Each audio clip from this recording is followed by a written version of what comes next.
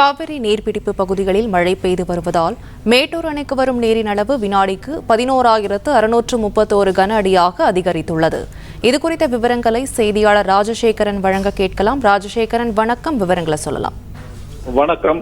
காவிரி நீர்பிடிப்பு பகுதிகளில் லேசான மழை பெய்து வருவதன் காரணமாக மேட்டூர் அணைக்கு வரக்கூடிய நீரின் அளவு வினாடிக்கு 11,631 கன அடியாக அதிகரிச்சிருக்கு. காவிரி டெல்டா பாசனத்திற்கு மேட்டூர் அணையிலிருந்து வினாடிக்கு 23,000 கன அடி வீதமும், கிழக்கு மேற்கு கால்வாய் பாசனத்திற்கு வினாடிக்கு 700 கன அடி வீதமும் தண்ணீர் திறக்கப்பட்டு வருகிறது.